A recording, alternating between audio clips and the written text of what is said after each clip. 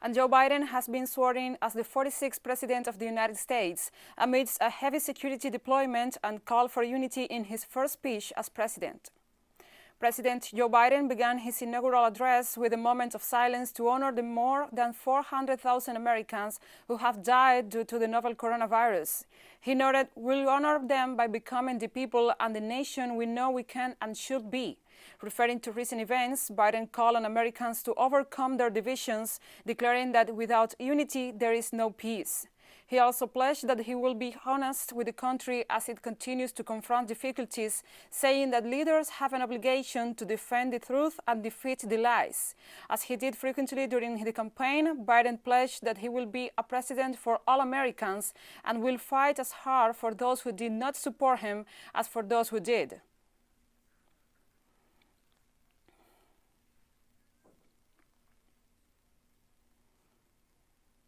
Offering his first address as President of the United States, Joe Biden called on U.S. citizens to come together as one nation in the face of the pandemic, highlighting the importance of unity to move forward.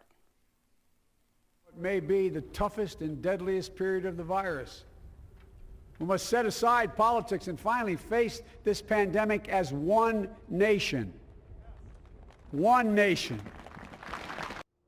I know, speaking of unity, can sound to some like a foolish fantasy these days. I know the forces that divide us are deep and they are real. But I also know they are not new. Joe Biden said he will be a president for all Americans. I pledge this to you. I will be a president for all Americans. All Americans. And I promise you, I will fight as hard for those who did not support me as for those who did. After more than 40 years in U.S. politics, Joe Biden was sworn in as the President of the United States on January the 20th. His administration starts in one of the worst moments in history for this country, a pandemic that has hit the U.S. the hardest, an economic crisis, growing unemployment, and deeper political polarization than ever. Besides being the Vice President of Barack Obama, what else we do know about Biden? Cristina Escobar has the story. A veteran of U.S. politics, a senator for 36 years, the man who touts himself as a consensus builder, and to prove it, he has on record close friendships with the likes of Storm Thurmond, an open segregationist, and John McCain, a deceased Vietnam War general, the epitome of what the Republican Party is. Biden is being described as an old-fashioned politician, and nostalgic of how things used to be in Washington when there was some sort of bipartisan bridge. Born into a middle-class Catholic Irish family in Pennsylvania, Biden suffered a stutter and bullying due to his speech impairment. His family moved to Delaware when he was little, and he grew up to get a college degree at the Syracuse University. He was one of the youngest senators in the U.S. High Chamber when he was elected in 1973, seen as an uprising star after beating a longtime Republican. He lost his wife and one daughter in an accident and then remarried to Dr. Jill Biden, a college professor who will now be the First Lady while still teaching in public education. Seen as too moderate for some or too progressive by others, Joe Biden had a particularly important role during the hearing to confirm the Supreme Court Judge Clarence Thomas in 1991. Thomas' confirmation hearings sparked controversy due to accusations that he had sexually harassed attorney Anita Hill, who came forward to tell her story. Although Biden opposed the confirmation, he's been accused of being part of a cohort of senators that embarrassed and humiliated Hill. Years later, Biden said he has regrets. A really notable woman, Anita Hill, professor, showed the courage of a lifetime, talking about her experience being harassed by Clarence Thomas. We knew a lot less about the extent of harassment back then, over 30 years ago. But she paid a terrible price. She was abused through the hearing. She was taken advantage of. Her reputation was attacked. I wish I could have done something. I opposed Clarence Thomas' nomination. I voted against him. But I also realized there was a real and perceived problem the committee faced.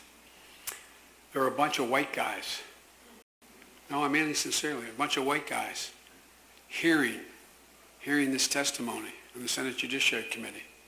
Finally, the Senate confirmed Thomas by a vote of 52-48, and he is considered one of the most conservative judges of the Supreme Court and one that speaks very little without opening his mouth to ask a question in over a decade. As a senator, Biden voted in favor of the Iraq War and has said he's against regime change, but is an open supporter of providing non-military support to opposition movements. He has shown support for women's rights and abortion and supports governmental funding to find new energy sources. After unsuccessfully trying to secure the Democratic Party nomination in 1988 and 2008, Biden was finally picked by former President Barack Obama to serve as his vice president. And he repeated as vice president for a second term.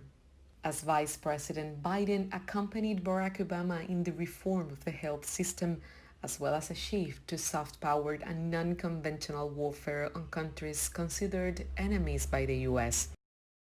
Biden has a relatable blue-collar personal history that has triggered support from the weakened American middle class, and while campaigning, he recalled his memories of seeing his father unemployed. He was accused of inappropriate behavior in campaign acts by several women, and he excused himself, saying times had changed.